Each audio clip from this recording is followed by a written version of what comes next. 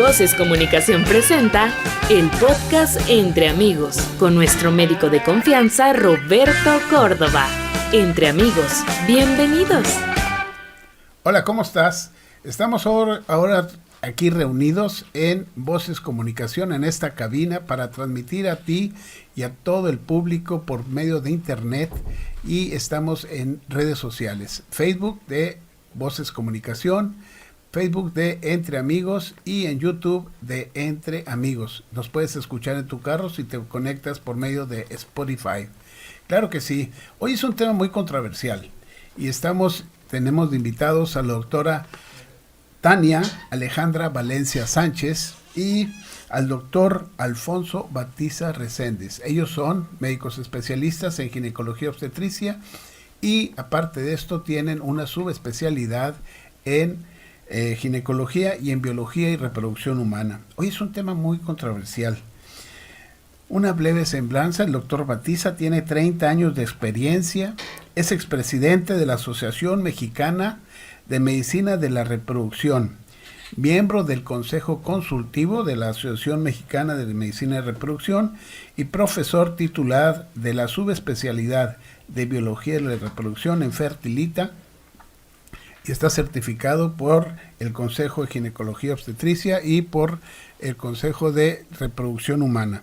La doctora Tania Alejandra Valencia, ella hace su especialidad y tiene un reconocimiento, tiene una subespecialidad en Medicina de Reproducción Humana y también es parte de Fertilita. El tema de hoy es síndrome de ovarios poliquísticos.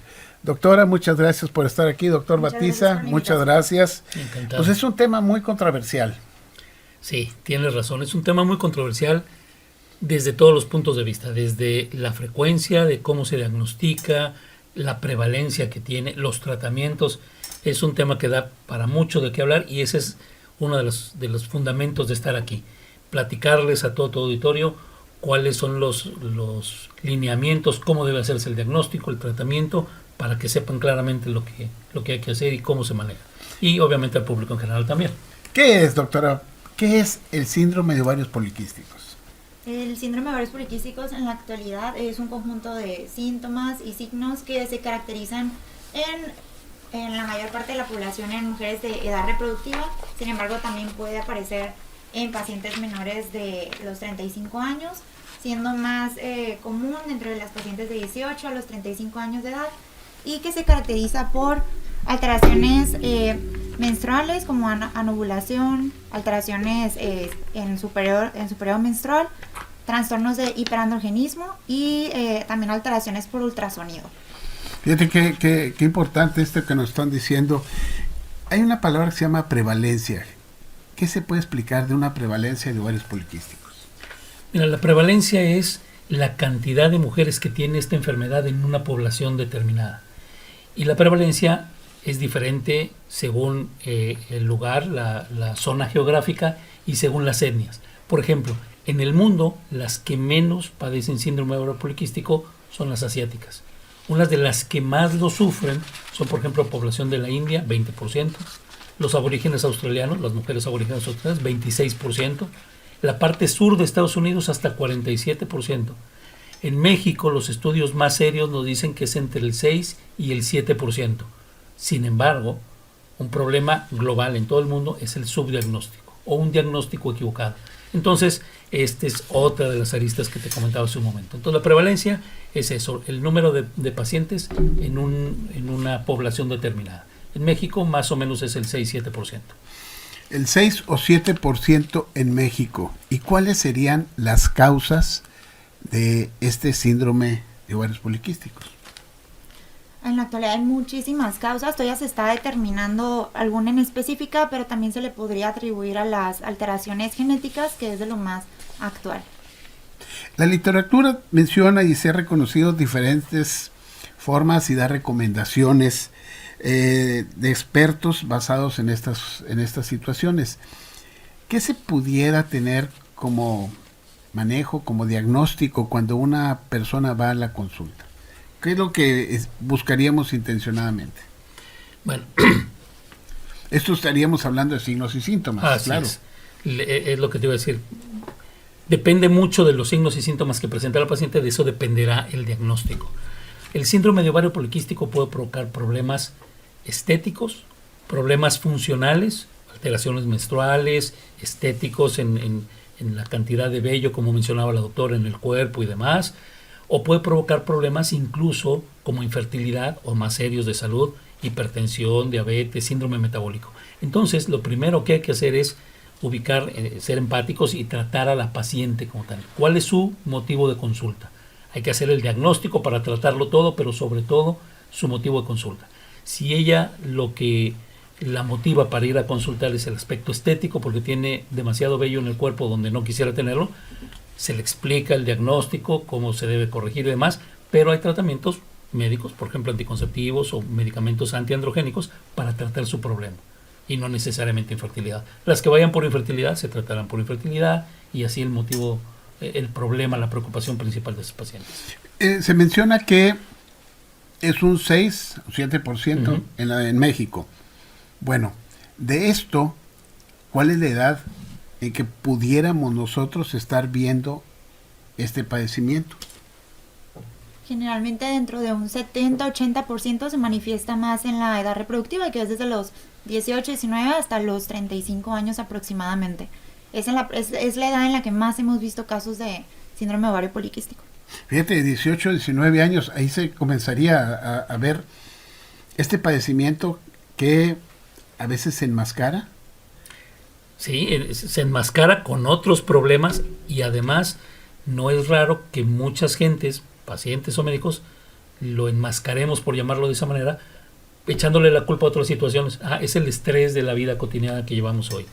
Es porque andas muy preocupada, es porque tienes problemas en tu trabajo, tienes problemas o es la alimentación que estás teniendo, cuando en realidad el problema es un problema metabólico de esa persona, de esa mujer, el síndrome de ovarios poliquísticos, que probablemente se originó por causas genéticas, como mencionaba la doctora, aunque el aspecto nutricional y demás afecta, y entonces le echamos la culpa a muchas otras situaciones, enmascar con muchas otras situaciones, cuando el diagnóstico preciso sería el síndrome de ovario poliquístico. Estamos en vivo por Facebook. Si quieres hacer una pregunta, comunícate por favor y nosotros con todo gusto se la pasamos a los doctores para que te resuelvan esta pregunta. Entonces, hay causas genéticas y metabólicas. Así es. Causas genéticas y metabólicas. ¿Cuándo comenzaría el problema metabólico? Hay varios pacientes que se manifiestan con problemas pues de obesidad, de resistencia a la insulina, y muchas de ellas no saben que están manifestando pues todas estas características, muchas de ellas clínicas y otras pues que también lo podemos ver al momento de hacer el interrogatorio en la consulta. Entonces ahí empieza todo este problema de pues problemas menstruales, obesidad, resistencia a la insulina, que ese es un punto también muy importante ahorita en síndrome de ovario poliquístico, porque muchas de las pacientes que tienen ovario poliquístico también ya se manifiestan con resistencia a la insulina y otras que no. Entonces es otro como rubro importante que hay que revisar más adelante. Entonces esto sería una situación que lo causa. ¿Qué otra causa pudiera ser? Se menciona la obesidad, el síndrome metabólico. Perdón, la obesidad, pacientes con alteraciones también pues tiroideas, pacientes que tienen otras alteraciones en glándulas suprarrenales, entre otras. El diagnóstico se hace por un simple ultrasonido, porque ahora la mayoría de la gente tiene ultrasonidos y entonces ponen una imagen, ven que tienes ovarios poliquísticos. No, definitivamente no. Ese es un error muy común. Y insisto, hay que regresar a voltear a ver a la paciente. ¿Cuántos casos no conocemos de pacientes que dicen, es que pues lo que pasa es que en la familia todos somos gorditos, somos de huesos pesados, y hago dieta y no puedo bajar de peso, y tengo aquí el cuello un poquito más oscuro de lo normal, como que no me tallo bien, y sí, pero luego me pongo cuello alto y ya se me olvida, y lo van dejando pasar.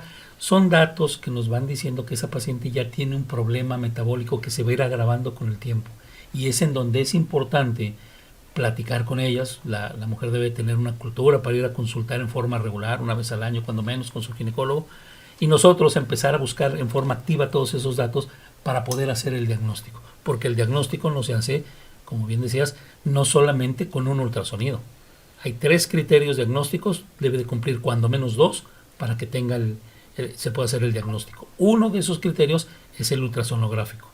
El otro es el clínico, el hiperandrogenismo o bioquímico en los exámenes de laboratorio, y obviamente los trastornos menstruales o los trastornos ovulatorios. Pero se tienen que cumplir cuando menos 2 de esos 3 para que podamos decir que tiene síndrome de ovario poliquístico, no nada más el ultrasonido. Entonces, estos desequilibrios hormonales en una mujer en etapa reproductiva va a causar alteraciones de menstruación en forma irregular. ¿Qué tan frecuente es esto en las mujeres? Muy, muy frecuente. Ese es uno de los problemas, muy frecuente, y que te digo, lo enmascaran o lo quieren pasar por alto, achacándoselo a otras situaciones. Pero si juntamos trastornos ovulatorios y por lo tanto trastornos menstruales en muchos de los casos, hiperandrogenismo clínico bioquímico, las alteraciones ultrasonográficas, el 80% de las pacientes, como decía la doctora Valencia, tiene síndrome de ovario poliquístico, pero está subdiagnosticada. Y el problema es que a largo plazo vamos a tener complicaciones, o ya estamos viendo complicaciones, la resistencia a la insulina, la diabetes, luego el síndrome metabólico, incluso puede llegar al cáncer endometrial, a una serie de situaciones médicas que hacen que esto sea un problema de salud muy serio. La Organización Mundial de la Salud está poniendo mucha atención sobre esta enfermedad, sobre este síndrome, en todo el mundo, para tratar de prevenir esas situaciones. Y como dice el doctor Batiza, el 80% de las pacientes con síndrome de ovario poliquística, de ese 80%, que la verdad es un alto número, casi un 60-70% cursa con trastornos en su periodo menstrual. Entonces, sí es como algo de vital importancia. Otro aspecto importante es que ya en la población pues mexicana es un poquito más difícil hacer el diagnóstico en cuanto al exceso de vello, el hiperandrogenismo, porque la mayoría de las mujeres pues ya acudimos a medios pues estéticos o corporales, entonces sí es un poquito difícil guiarnos por la escala de Fariman, pero en realidad pues sí es uno de los rubros que hay que tomar importancia. Sí, los médicos usan una escala para ver la cantidad de vello que se tiene, y es una de las valoraciones que hace el médico para el diagnóstico de esta entidad. Así es, eso es lo que debemos hacer, pero como bien dice la doctora, ya no tiene tanta aplicación clínica porque la mayoría de las mujeres ya no va sin depilarse, todas se depilan. Entonces, cuando quieres hacer o aplicar la escala de Ferriman-Gallwey o la modificada, pues ya no tiene tanta aplicación porque como ya va depilada, pues ya no se puede aplicar como debe ser. Pero hay otros aspectos que sí se manejan, y ese es en donde hay que hacer hincapié, tanto en pacientes como en médicos, si queremos influir y mejorar la salud reproductiva, la salud femenina en las mujeres mexicanas. Te recordamos que estamos en vivo con la doctora Tania Alejandra Valencia y el doctor Víctor Alfonso Batiza, para si quieres nos puedas poner una plática. Ellos también tienen redes sociales, las cuales se las vamos a pasar. Por ejemplo, pueden dejar una pregunta en fertilita.com.mx en caso que ustedes no nos pudieran contactar en estos momentos. Esto conlleva a ver los hábitos actuales de las mujeres. Postergar mi fertilidad, perdón, estar con una dieta distinta por los hábitos que tengo de trabajo, no llego a hacer mis alimentos normales. Las comidas rápidas. Todo esto, ¿qué tanto afecta? Muchísimo. Y la falta de ejercicio. Esa es una situación que se combina, es la triada diabólica, si le quisiéramos llamar así. Una alimentación inadecuada, una vida sedentaria y el ritmo de vida que llevamos, que nos hace aplazar muchas cosas, no solamente la maternidad, sino el cuidar nuestra salud. Y eso es lo que hace que se vaya agravando. Y esto es un problema global. En México sí, pero global. Por eso se pone atención en que tratemos de solucionar este tipo de situaciones y pongamos atención. Uh-huh. Sí. Dentro del manejo, ¿qué pudiéramos hacer para empezar a invitar a la gente que acuda a su revisión, que esté más o menos en contacto con personas con especialidades como ustedes, para tener una mejor evolución? Una de las primeras cosas que habría que decirle a las personas es que Esto afecta a mujeres, no solamente las casadas, afecta a mujeres solteras, a mujeres jóvenes, ya lo decía la doctora, desde los 15, 16, 17 años en adelante, no tienen que estar casadas, afecta a mujeres solteras, puede provocar infertilidad, puede llegar a llegar complicaciones a largo plazo como diabetes, como hipertensión. Entonces este es un tema que vale la pena tratar desde muy temprana edad, no tienen que estar casadas. Y aquí, si me permites, hago un paréntesis. En un par de meses, el 20 y 21 de marzo, va a haber un congreso internacional, el segundo congreso internacional de Proyecto SOP aquí en México, aquí en Monterrey. Y el primer día, el día 20, en la noche, en el Hotel Camino Real, va a haber entrada libre, vienen muchos expertos de muchos países, una conferencia especial para pacientes, no en términos médicos, no para médicos, sino para pacientes, entrada libre, para que puedan escuchar una presentación excelente dirigida específicamente para ellas, para aclarar este tipo de situaciones. Sí, porque antes de empezar el programa estamos hablando sobre los consensos que ha habido sobre ovarios poliquísticos, ¿sí? Entonces, ahora es una reunión internacional. Es un congreso internacional, vienen gente de Europa, de Estados Unidos, de Sudamérica, obviamente de México, para tratar de tener no otro consenso, porque ya ha habido, como bien dices, muchos consensos, y esa es parte de la problemática. Hay tantos y cada quien va cambiando uno que muchos médicos ya les cuesta trabajo estar al tanto de cuál fue el último y cuál fue el cambio y cómo se debe manejar y demás. Se trata de aterrizar en la realidad de la población latinoamericana, específicamente en la mexicana, qué es lo que se va a hacer, cómo podemos ayudar a nuestras pacientes para solucionar ese problema que tiene complicaciones y consecuencias inmediatas, como las estéticas, los trastornos menstruales, a mediano plazo la infertilidad, o a largo plazo como la diabetes, el cáncer, el riesgo cardiovascular.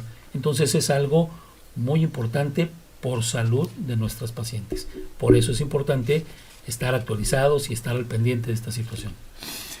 ¿Cómo iniciaríamos el manejo, doctora Valencia, de estas pacientes? Pues primero en la consulta, o sea, hacer toda la historia clínica y creo que una parte muy importante y que ya la comentaba el doctor Batiza es preguntarle a la paciente si tiene deseo o no de fertilidad, o sea, deseo o no de pues tener un bebé. En base a esto podemos hacer nuestra terapéutica, nuestro manejo. Si no tiene deseo de pues ser madre a corto plazo o mediano plazo, pues podemos ayudarle con medicamento que le puede ayudar a sus trastornos de ovulación y a bajar los datos de hiperandrogenismo, como por ejemplo los métodos anticonceptivos, las píldoras. Si la paciente tiene deseo de tener pues, o sea, de ser madre, de fertilidad, podemos ayudarle también con hormonas como gonadotropinas, ayudarle con el tema metabólico, la resistencia a la insulina. O sea, tenemos varios caminos que podemos ir siguiendo. Y aquí, perdón, sí, aquí contestando la pregunta de Noemí Delia, el doctor ahorita Batiza comentó que no solamente es en mujeres solteras, y si afecta la fertilidad, síndrome de ovario poliquístico, hay muchas causas de fertilidad, pero es uno de los trastornos que pueden llegar a afectar la fertilidad y pues que no haya un embarazo a corto plazo. Te recordamos que estamos en vivo y tenemos una pregunta, Liliana Zagaón, a ver si nos pueden complementar un poquito más. Buena tarde, ¿hay algún tratamiento o aparte de la alimentación y el ejercicio, qué puedo hacer? Definitivamente el aspecto toral, el aspecto principal es la prevención, como ya lo pone ella, la dieta y el ejercicio. Pero después de eso hay muchas alternativas para mejorar la situación o para ayudar, por ejemplo, a bajar de peso cuando tienen sobrepeso. Entonces, hay medicamentos que les podemos prescribir para ayudarlas a bajar de peso, para ayudarlas a que tengan sus ciclos menstruales en forma regular, para que desaparezca el vello excesivo en el cuerpo, o para inducir la ovulación cuando quieren buscar el embarazo, o para prevenir el avance de la resistencia a la insulina o la diabetes, incluso el diagnóstico oportuno de complicaciones cardiovasculares o oncológicas, el cáncer de endometrio y demás. Entonces, volvemos a lo que mencionó la doctora y que mencionaba al principio, lo más importante es ver cada paciente cuál es su preocupación principal. Nosotros les ayudamos haciendo el diagnóstico preciso, les explicamos todas las consecuencias, les ayudamos a mejorarlas, pero sobre todo su principal preocupación. Si su principal preocupación es el exceso de vello, pues está bien, hay inductores de ovulación, pero ya lo que le interesa ahorita es, entonces le vamos a dar medicamentos que le van a ayudar a que se le caiga y que ya no vuelva a salir ese exceso de vello. Entonces hay que ver qué es lo que le preocupa, pero hay muchos tratamientos con los cuales podemos ayudarlos.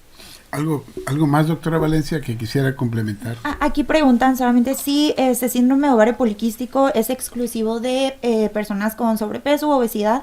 Y no, también hemos tenido pacientes pues con un IMC por debajo del sobrepeso, bajo de 25, que pues también presentan síndrome de ovario poliquístico. O sea, no es exclusivo únicamente de personas pues con obesidad o sobrepeso. Sí, normalmente cuando una paciente llega a nuestro consultorio, hacemos una revisión general, tomamos la presión, medimos la estatura, tomamos el peso corporal y esto lo metemos a uno que se llama índice de masa corporal, en el cual vamos a valorar nosotros la condición en la que se encuentra esta persona. De 20 a 25 es saludable, de 25 a 30, en cuanto nos da el índice de masa corporal, es un sobrepeso, y más de 30 de índice de masa corporal es un sobrepeso, y esto es lo que estaría en obesidad y estaría complicando un poquito más el estado de la paciente.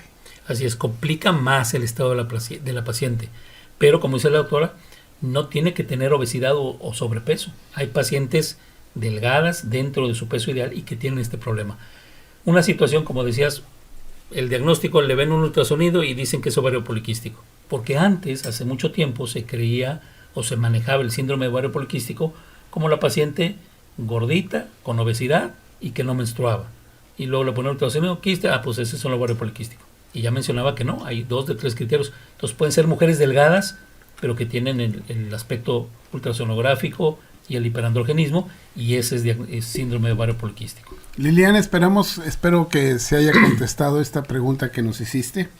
¿Y qué complicaciones puede tener una persona con ovarios poliquísticos?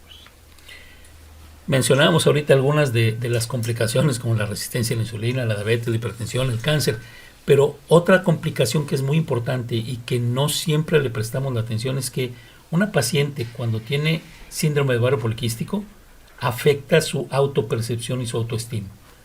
¿Por qué? Porque si no está menstruando en forma regular, siente que ya no es tan mujer, ya no está funcionando como debe de ser. O si tiene exceso de vello, pues ya no se siente tan hermosa, tan guapa. O si tiene sobrepeso y por más que se maltrate, que se mata haciendo dieta y no baja de peso, todo eso va afectando, y es un aspecto, el aspecto emocional y psicológico, que muchas veces pasamos por alto. Es algo que debemos de cuidar, es una complicación que debemos de cuidar. Entonces, el tratamiento se individualiza para cada paciente, ¿verdad? Así es. Y esto va, como mencionabas tú, a mejorar la calidad de vida Así es. y los resultados de salud a corto y a largo plazo. Así es, que eso es a final de cuentas lo que buscamos, mejorar la calidad de vida, satisfaciendo la demanda de la paciente. Yo vengo porque tengo exceso de vello, bueno, vamos a ayudarle con eso, pero sin olvidar explicarle lo demás para que a mediano y largo plazo no vaya a tener otras complicaciones. Eso es mejorar su calidad de vida y cuidar la salud de la mujer. Y algo importante a comentar, es también mencionarle a la paciente que debemos de tener paciencia. Entre más pronto lo diagnostiquemos, mejor. Por eso la importancia de acudir con su ginecólogo de confianza. También la importancia de el comentarle y el decirle y que sepa que no es una enfermedad que se va a curar al 100%, sino es algo que se va a ir controlando con el paso de los meses, los años, y pues que tengamos esa como confianza de que, pues, o sea, sí hay tratamiento, pero no es algo del 100%, tenemos una cura, vaya. Entonces, esto va a tener que seguirse revisando la paciente el resto de su vida reproductiva para estar evitando el tener estas recaídas de ovarios poliquísticos. Sí, ya comentábamos al principio que un aspecto importante, aunque no el único, es el aspecto genético, y además otro aspecto importante es el tipo de vida que tenemos que llevar en la actualidad, todos corriendo, comiendo mal a deshoras y con poco tiempo para hacer ejercicio. Si queremos tener salud, vamos a tener que pues cuidar, comer bien. ¿Cuándo vamos a comer bien? Pues de aquí en adelante, el resto de la vida, como dice la doctora. Mientras te cuides vas a estar sana y no vas a tener síndrome de ovario poliquísticos. Mientras hagas algo de ejercicio, tampoco hay que ir a meterse 8 horas a un gimnasio, pero hacer algo de ejercicio regular, 30, 40 minutos diarios, tener una alimentación más o menos adecuada, más o menos balanceada, no solamente comida chatarra, todo eso, mientras te lo cuides, el resto vas a ser una persona sana y vas a prevenir muchas complicaciones. Sí, aquí venía modificaciones del estilo de vida, siguen siendo el tratamiento de primera línea para adolescentes con sobrepeso y obesidad. Fíjense qué importante es el volver a hacer el ejercicio, el alimentarse bien. Tenemos muchos productos con muchos conservadores, con mucha sal. Entonces tenemos que hacer un cambio de dieta importante. Hay unos trabajos que han relacionado al síndrome de ovario poliquístico con el consumo de ftalatos y benzenos, entonces sustancias que se usan en plásticos, ¿sí?, como esta botellita de agua, en plásticos como en los que se envuelve la comida rápida, las hamburguesas, los sándwiches del Oxxo, del Seven, de todos lados. Eso termina siendo un contaminante o un veneno que termina afectando nuestra salud y a la larga puede producir complicaciones como estas, como el síndrome de ovario poliquístico. Y si además de eso le agregamos no comemos a nuestras horas, no hacemos ejercicio, andamos todo el día corriendo, el aspecto genético, entonces, pues es un tema importante que lo han comentado muy bien, lo han planteado excelentemente bien. Algo para resumir y terminar esta excelente plática. A mí me gustaría dejar sobre la mesa o dejarle a todo el público en general que uno de los principales problemas es que necesitamos mejorar nuestra cultura de cuidado de nuestra salud personal. Hay que cuidarla con algunas recomendaciones generales que ya sabemos, las que hemos comentado aquí, pero acudir a consultar en forma regular una vez al año con el ginecólogo o la ginecóloga para poder detectar a tiempo cualquiera de estas situaciones y prevenirla. Fertilita, ¿nació? Hace, como tal, físicamente hace 4 años, en proyecto hace algunos años más, 8 o 9 años en total, pero físicamente tenemos 4 años ya en donde estamos. Es un centro de medicina reproductiva donde nos dedicamos a cuidar la salud reproductiva, es decir, no nomás para fertilización in vitro, la salud reproductiva de la mujer joven, 15, 16, 17, 18 años, en la premenopausia, posmenopausia, para cuidar su salud en general, de forma integral. ¿Algún comentario, doctora? Solamente hacerles la invitación al segundo Congreso Internacional de Proyectos OP, que va a ser aquí, como ya lo habíamos comentado, en Monterrey. Están cordialmente invitados, va a haber una plática exclusiva para pacientes en las que también les vamos a poder ayudar con todas las dudas que tengan. Si quieren hacer un listado pueden llevarlo. Va a ser en marzo de este año, el año en curso 2025, y pues los esperamos 20 y 21 de marzo. Muy bien. Página web, Facebook, Twitter, correo electrónico. Facebook e Instagram, drbatiza o @drbatiza, fertilita.com.mx, la persona también es drbatiza.com, y los teléfonos de Fertilita los pondremos a su alcance, pero en internet, en cualquier buscador, fertilita.com.mx, con toda confianza los encontramos ahí. Preguntan aquí, el peso es importante, se cree que solo las gordibuenas y no las flaquitas, pero conozco mujeres delgadas con este padecimiento. ¿A partir de qué edad debe de ir la mujer al ginecólogo? Idealmente a partir de los 18 años. Cuando tiene su primera menstruación con el pediatra, más o menos a los 12.4 años, que es la edad promedio en México, pero a partir de los 18 años con el ginecólogo, aunque no haya iniciado su vida sexual activa. Ese es un mito, un tabú. Entonces, idealmente desde los 18 años, porque desde ahí se les empieza a explicar, se les empieza a enseñar gran parte de su del cuidado de su salud femenina a lo largo de su vida. Entonces, a partir de esa fecha. Y la pregunta que hacían, sí, ya también lo comentamos, también las delgaditas, pueden tener síndrome de ovario poliquístico. Y así muchas gordibuenas, como decían, muchas gorditas con sobrepeso u obesidad pueden no tener síndrome de ovario poliquístico. Hay gente que tiene sobrepeso, y un buen sobrepeso, arriba de masa corporal de 34 o 35, y tienen una función hormonal. Y se embarazan en forma espontánea como si nada, y unas con muy poquito sobrepeso o delgaditas batallan por el ovario poliquístico. Estaríamos hablando posiblemente de un factor genético. Así es. Y como mencionábamos, no se hace el diagnóstico, como se decía antes, el diagnóstico de camión. Sí. Gordita es ovario poliquístico. Una imagen de ultrasonido es ovario poliquístico. No. Hay criterios específicos para poder hacer un diagnóstico, se les explican y poder ayudarlas. Doctora, redes sociales. En Instagram como doctora Tania Valencia y en Facebook igual, doctora Tania Valencia, y en Fertilita Medicina Reproductiva. También ahí podemos estarlos atendiendo con mucho gusto. Pues muchas gracias a ustedes por estar conectados con nosotros en Facebook Live, y les recuerdo que pueden suscribirse a nuestro canal dándonos un me gusta y suscribirse en YouTube para que semana tras semana les estén llegando estos programas dirigidos principalmente al público en general y por qué no al área médica, donde les estamos haciendo la invitación para este Congreso Internacional del Síndrome de Ovario Poliquístico a realizarse en la ciudad de Monterrey en el mes de marzo, los días 20 y 21 de este mes próximo de marzo. Un gusto en haberlos saludado, el doctor Alfonso Batista.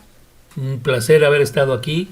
Te agradezco la invitación. Gracias. Muchas gracias por la invitación. La doctora Tania Valencia y un servidor Roberto Córdoba.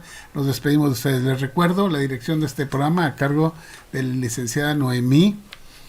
En el audio control ahora está Ever Alanís y en las cámaras Jimena Martínez. Jimena Espinosa. Nos vemos, mucho gusto. Denos un like y nos estamos viendo aquí la próxima semana. Nos vemos. Gusto saludarlo. Entre amigos, acompáñanos en nuestro próximo capítulo y síguenos a través de nuestras redes sociales. Entre amigos, una producción de Voces Comunicación.